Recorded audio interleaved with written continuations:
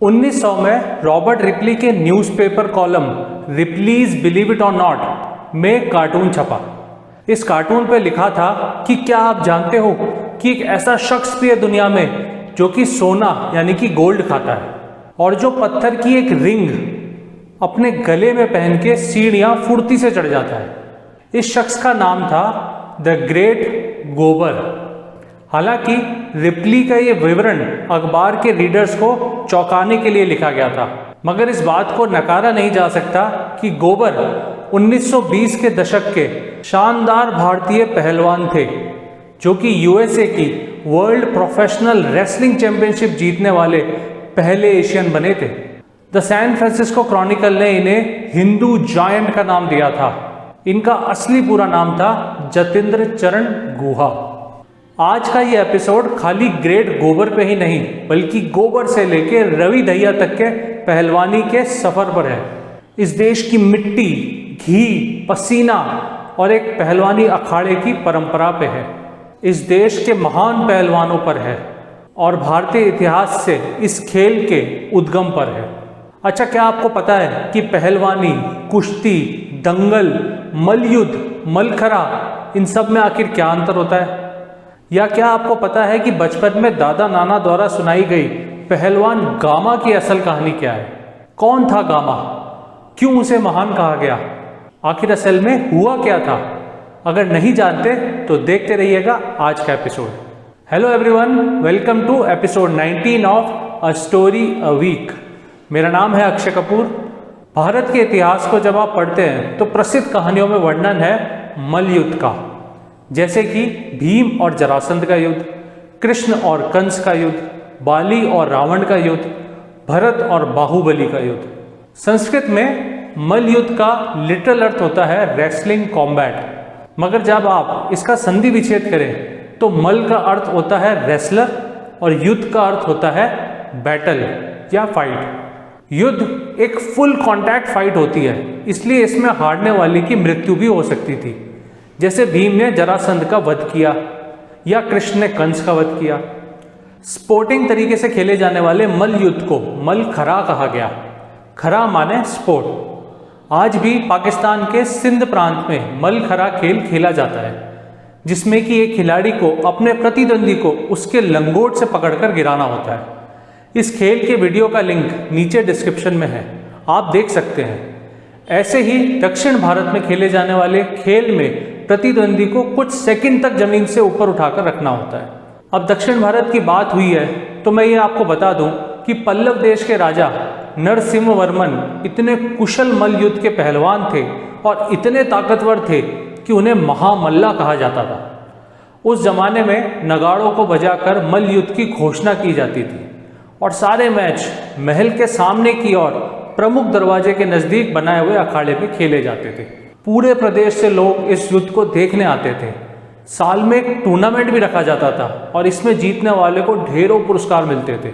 अलग अलग राज्यों से पहलवान इसमें लड़ने आते थे। पहलवानों के साथ साथ उनके राज्य की साख भी उनसे जुड़ी होती थी।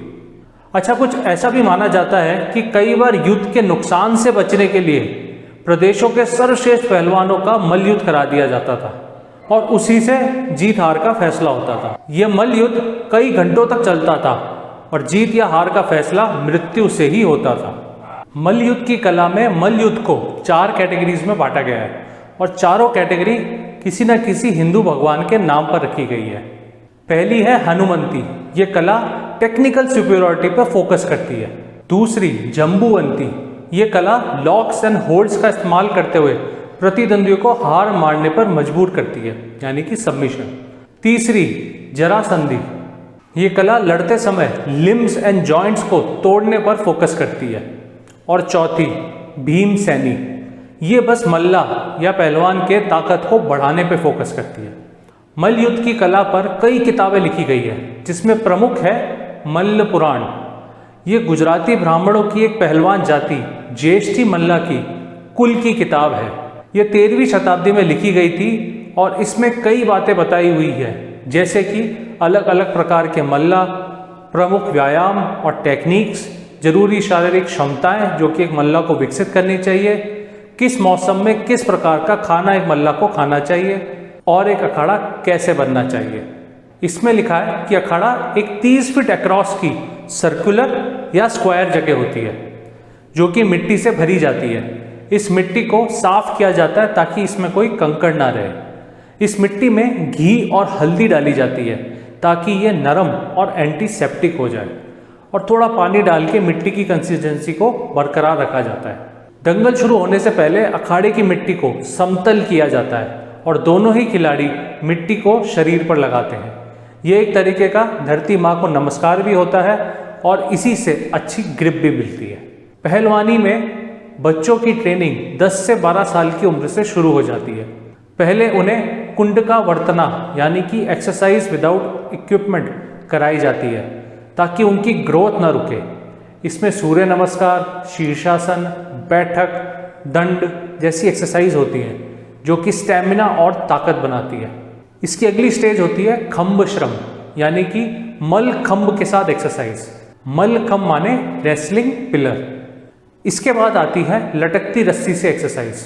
इसके अलावा और भी ट्रेनिंग कॉन्सेप्ट्स हैं जैसे कि रंगाश्रम यानी कि रेसलिंग की techniques, lock, submission, holds, takedown, गोनीटका या गरनाल या हसली जो रिंग थी, पत्थर की रिंग, उसके साथ एक्सरसाइज।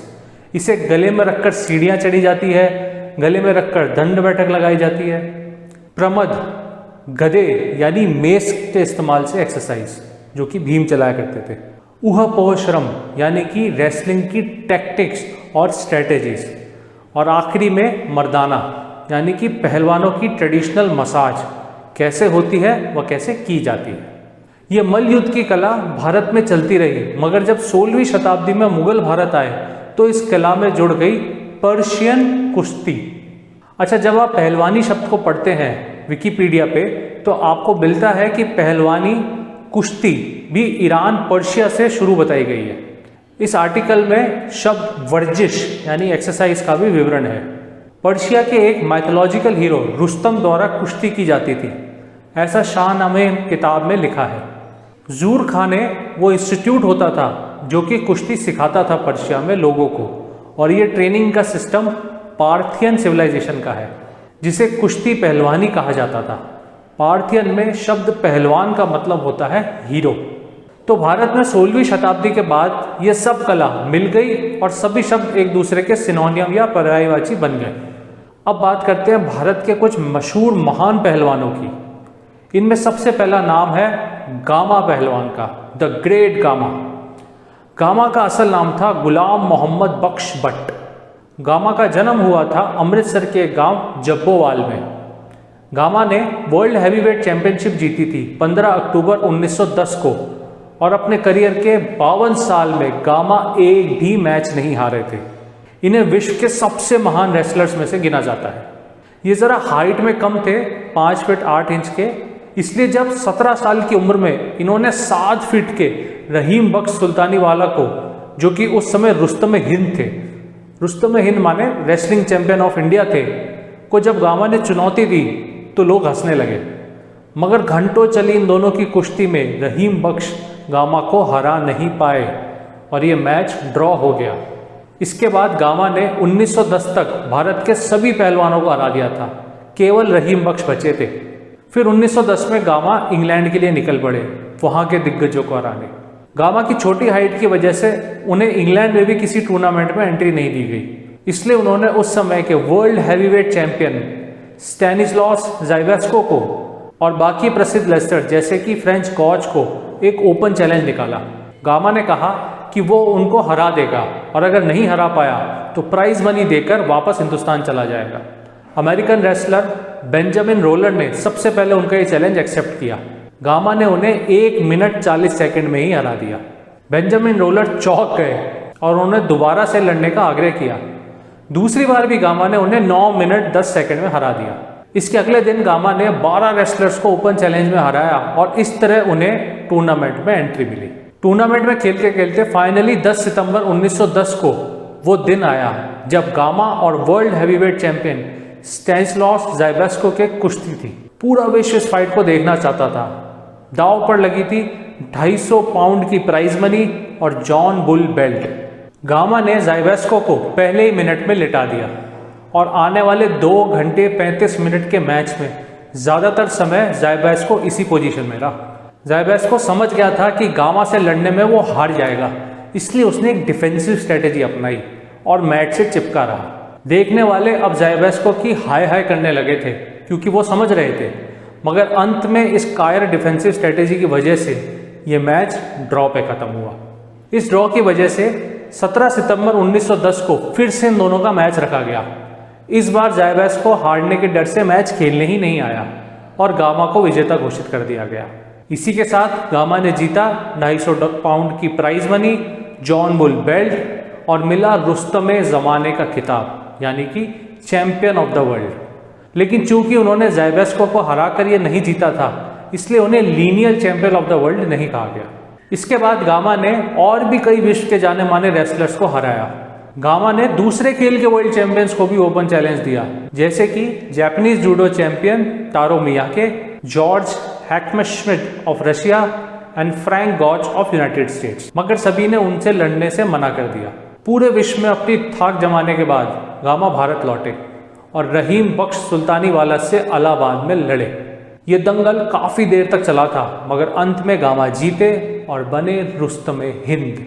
इसके बाद 1927 तक उन्हें किसी ने चुनौती नहीं दी और फिर जनवरी 1928 में ज़ायबेस्को उनसे लड़ने भारत आया। दंगल पटियाला में रखा गया था।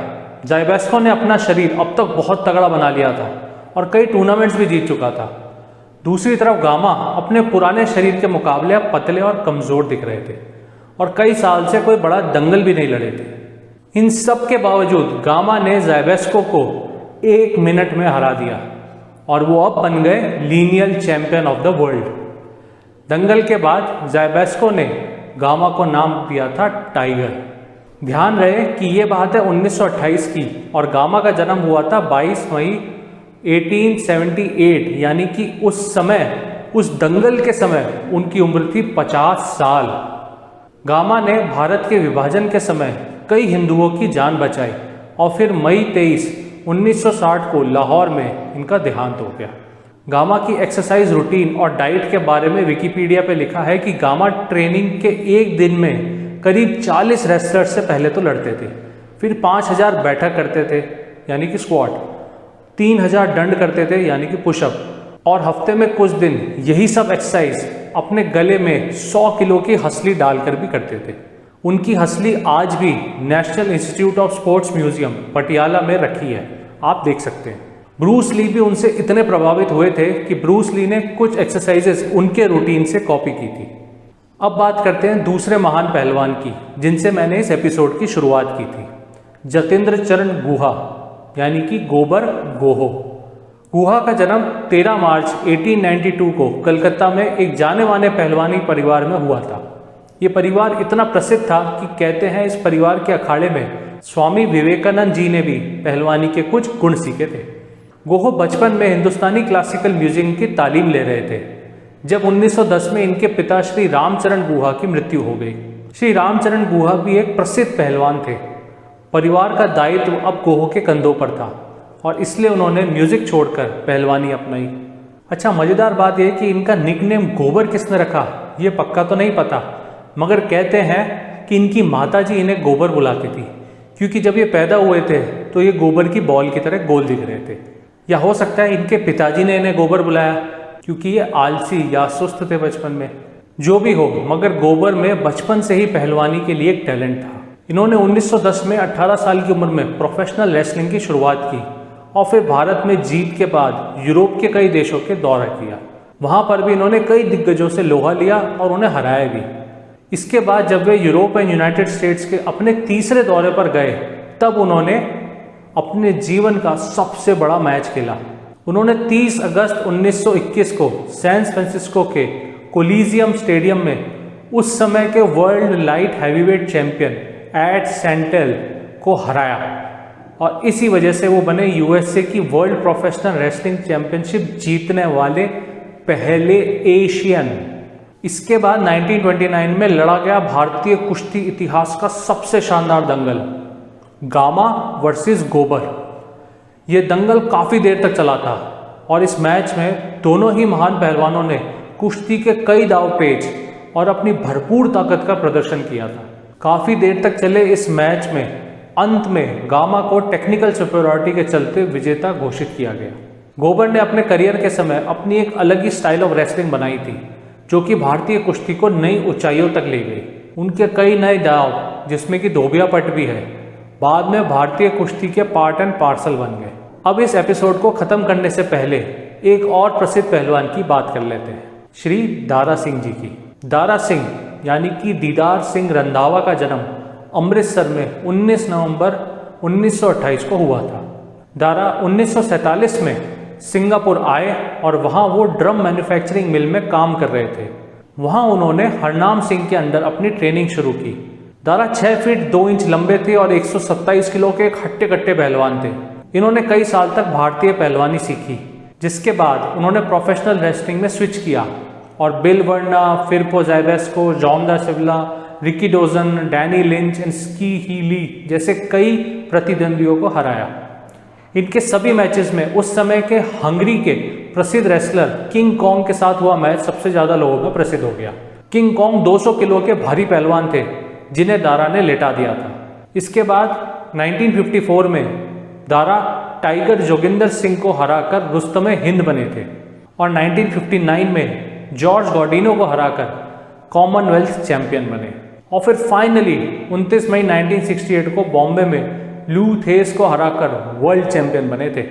इसके बाद वो रेसलिंग छोड़कर फिल्मों में आए और सबका मन जीत लिया अपने किरदारों से। दारा राज्यसभा में नामित होने वाले देश के सबसे पहले स्पोर्ट्स पर्सन बने और 2003 से लेकर 2009 तक रहे थे। इनका देहांत 12 जुलाई 2012 में मुंबई में हुआ। तो ये थी कहानी हमारे देश के कुश्ती इतिहास की और इस इतिहास के कुछ महान पहलवानों की। आज भी मैं जब भरतपुर की बगीचों से गुजरता हूँ या हमारे देश के अखाड़ों से गुजरता हूँ तो ये सुनहरा इतिहास पे गर्व करके गुजरता हूँ। आज भी हमारे पहलवान बदलती रेसलिंग स्पोर्ट में देश का नाम रोशन कर रहे हैं।